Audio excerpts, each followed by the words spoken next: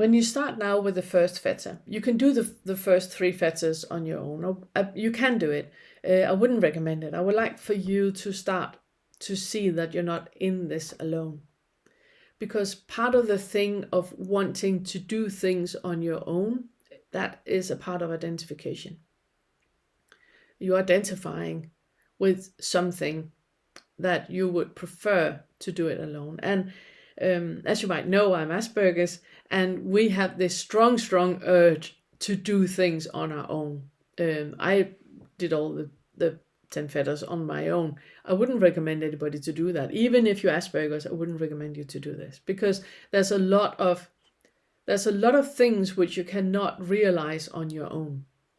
Whatever you see or whatever you experience, it is always within your experience. You're always limited by your experience.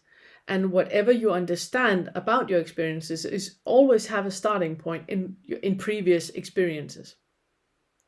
When you are in a group or when you are with a guide, then they have a different starting point than you, which means that another person's starting point will give you a completely different experience, completely different insights that you would never have realized and reached on your own.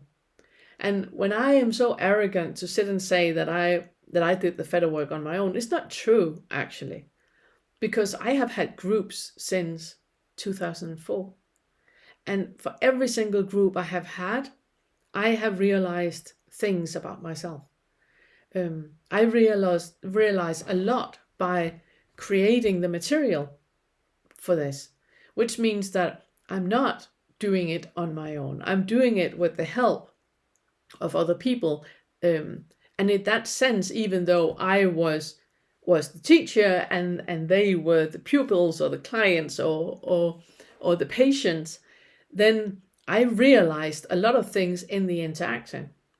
And that interaction is so important in your process. So even though you can do it alone, and if you are sitting on a desert island and you're the only one there, then find a coconut to talk to, or a volleyball to talk to.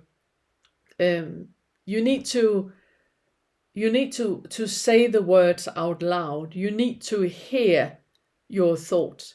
And it's a great idea, it's a great practice to start doing right now, that whatever you think, you say out loud. Because the first thing you're going to realize is that a lot of the things you're thinking are bizarre, really, really bizarre. And when you hear it out loud, you can see how bizarre they are. The other thing you're going to realize is that the majority of your thoughts are repetitions.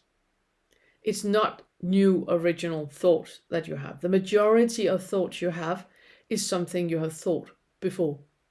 And it might even be something that you thought 2 minutes ago.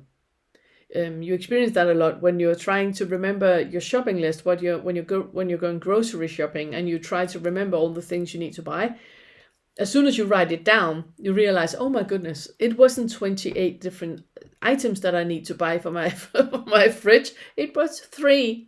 But because you kept thinking about the same thing over and over and over. So I can advise you to start thinking out loud. So you really hear how bizarre it is, but also so you hear how many assumptions are tied into the thoughts that you have.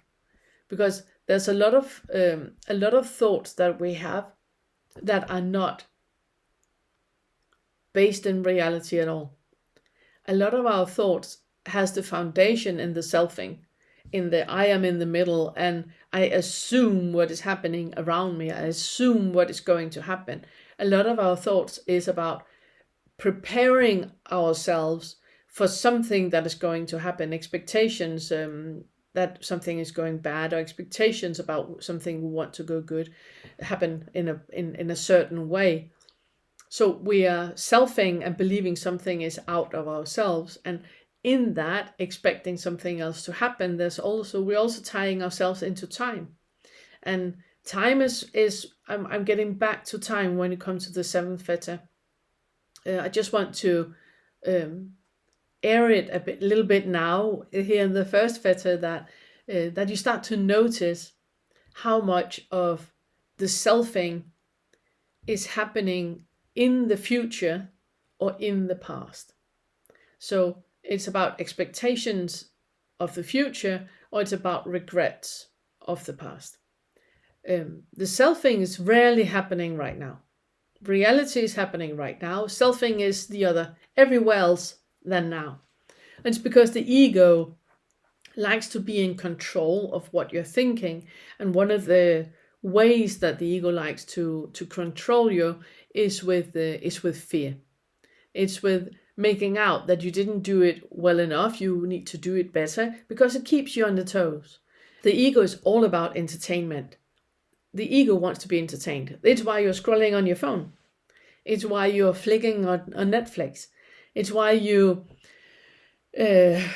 create issues with your friends, with your loved ones. It's why you poke to the hornet's nest, It's because the ego enjoys being entertained. And you will find that a lot of issues in your life was self-created. I know you don't want to hear that right now, but it was.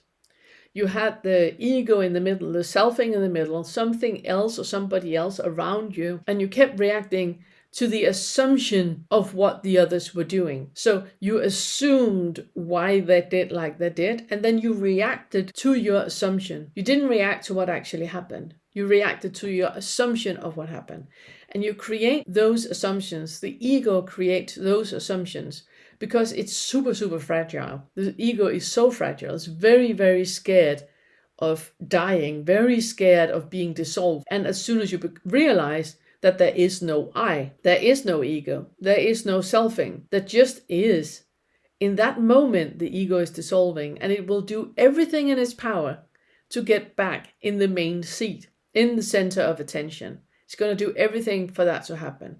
So the process about becoming awake is becoming aware of when identification is happening. And I have made a lot of videos where I talk about identification, where I talk about non-identification, where I talk about the ego and about the authentic. And I can really recommend you to take a look at those, because they're teaching you to look at where is the I, where is the one selfing.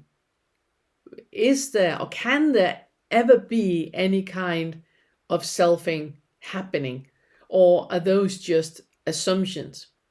You move your awareness from a predominant thinking where you completely rely on selfing and on all the ego creations. And then you stay present in the moment. You move away from the ego, away from the selfing, into reality, into being present in the moment, and where you are no longer adding any assumptions, you're no longer adding any expectations, any judgment, or any beliefs or conclusions or reckoning, guessing or hunches, anything, any speculations, not anything. You're just here, right now, in the moment, right now, experiencing what is right now. That is awakening. And in that, you dissolve the someone believing itself to exist. You dissolve the assumption of the ego. You dissolve the self